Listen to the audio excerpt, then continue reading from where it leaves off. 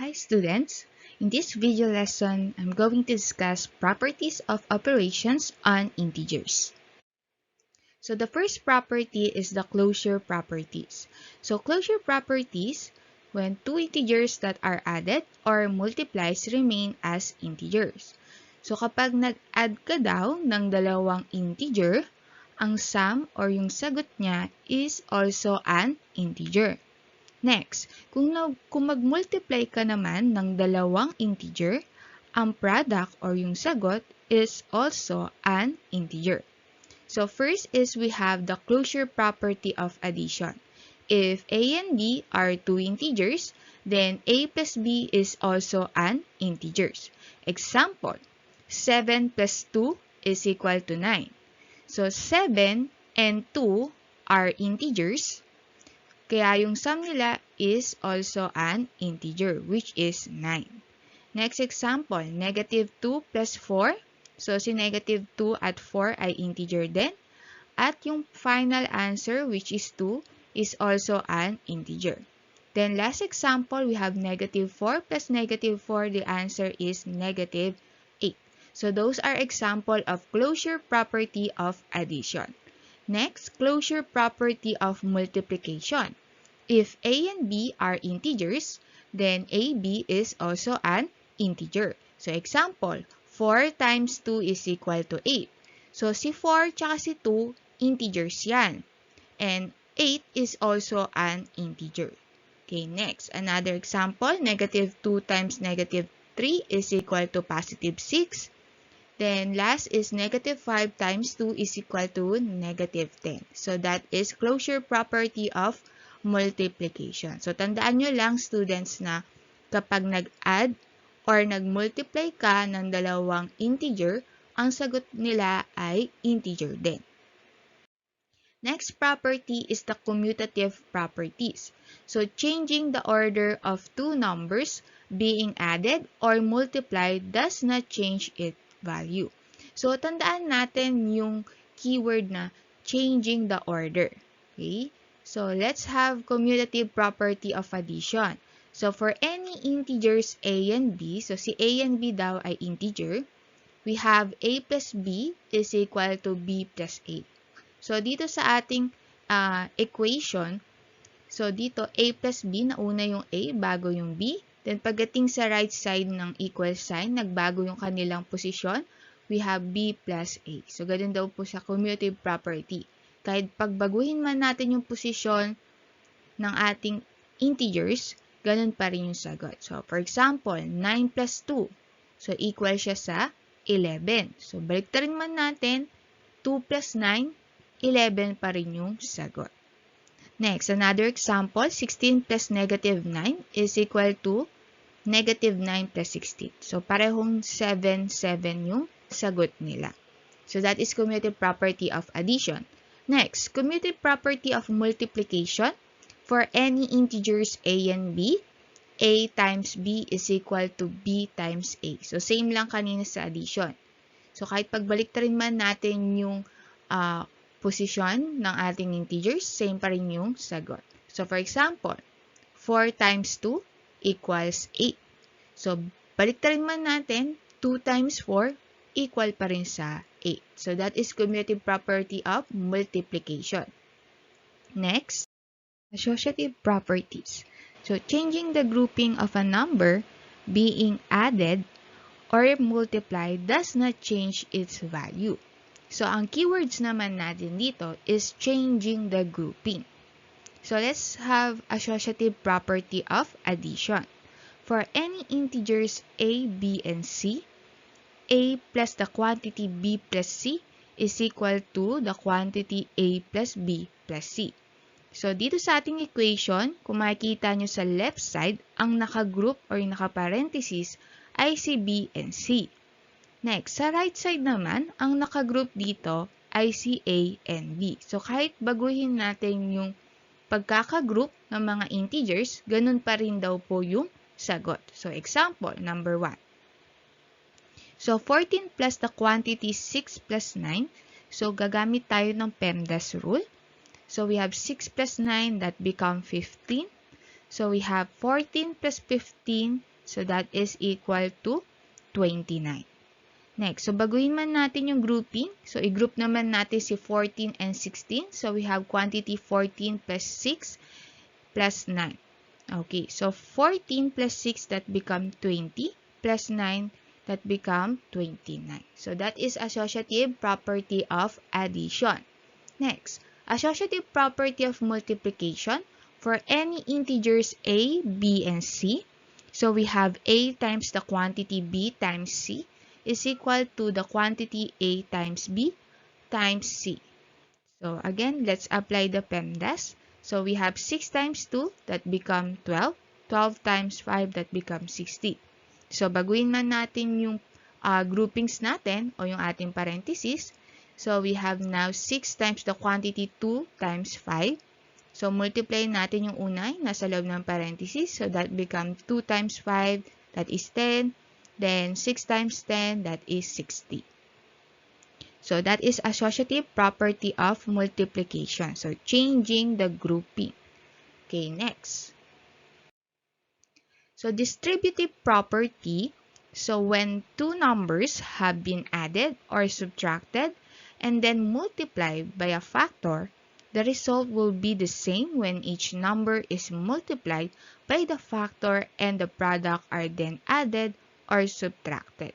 So let's have the representation of distributive property for any integers a, b, and c. So si a, b, and c ay integers daw.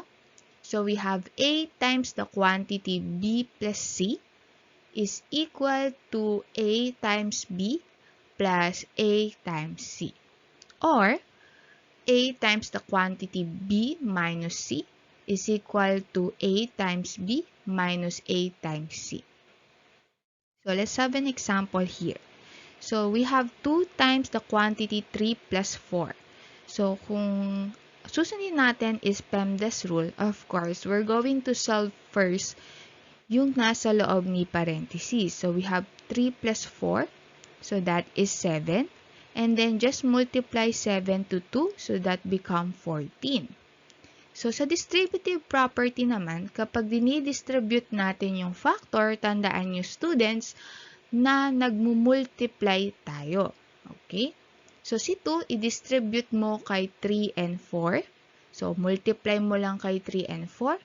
And then add mo lang yung product. So bakit siya add? Kasi yun yung nasa loob ng parenthesis, yung operation doon sa loob. Okay? So we have now 2 times 3 plus 2 times 4. Okay? And then multiply. So we have 2 times 3 that becomes 6. 2 times 4 that is 8. So add 6 plus 8 that become 14. So kung mapapansin nyo, yung left side and right side of the equation are equal. Next, we have 2 times the quantity 3 minus 4. So equal lang din daw siya sa 2 times 3 minus 2 times 4. Next property is the identity property of addition. So states that the sum of any number and 0 is the given number itself. So kahit ano daw, i-add mong number kay 0 ay equal doon sa number. So 0 is the additive identity. So tandaan natin ha, the additive identity is 0. So representation yan, we have a plus 0 is equal to 8. Example, 0 plus 2 is equal to 2. Negative 5 is equal plus 0 is equal to negative 5. So that is identity property of addition. Next, identity property of multiplication state that the product of any number and 1 is the given number itself. And 1 is the multiplicative identity. So alam naman natin na any number that you multiply to 1 is equal to itself. Diba? So, example natin, 6 times 1 is equal to 6. 1 times negative 15 is equal to negative 15. Okay, tandaan po natin ha. The additive identity is 0. The multiplicative identity is 1. Next property is the inverse property of addition. So the sum of a number and its additive inverse. So, pag sinabi nating additive inverse, yung opposite. Okay? So, kapag inad daw natin yung number, tsaka yung opposite ng number, equal daw kay 0. So, example, 4 plus negative 4 is equal to 0. So, kung mapapansin nyo, yung additive inverse o yung kabaliktaran or opposite ni 4 is negative 4. So, kapag inad natin po yan, dalawang yan, that is 0. Next, negative 5 plus 5 is also equal to 0. So, that is inverse property of addition. Next, inverse property of multiplication. So, the product of any number and its multiplicative inverse o yung tinatawag nating reciprocal is equal to 1. Okay, so let's have an example. 6 times 1 over 6. So, ang reciprocal po ni 6 is 1 over 6. So, kapag minultiply natin, so 6 times 1, so multiply natin yung whole number sa numerator. So, 6 times 1, that is 6. Then, divided by the denominator, which is 6. So, 6 divided by 6, so the answer is 1. Another example, 1 over negative 15. So, the reciprocal of 1 over negative 15 is negative 15. So, times lang natin, ang product ulit ay 1. And last property is the zero property of multiplication. So, alam naman natin yan, student, na kahit anong i-multiply natin kay 0, the product is always 0. So, state that the product of any number and 0 is 0. So, let's have these exercises. So, name the property illustrated in each of the following. So, let's have number 1.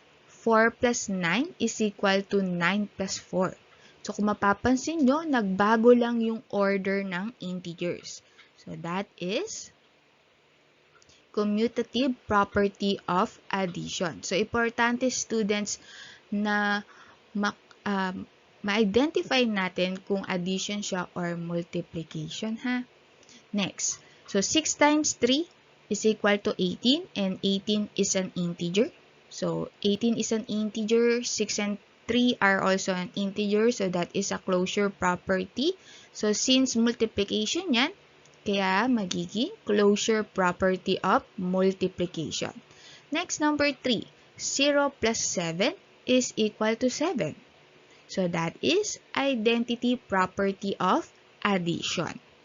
Next, number 4, we have 6 plus the quantity 2 plus 5 is equal to the quantity 6 plus 2 plus 5.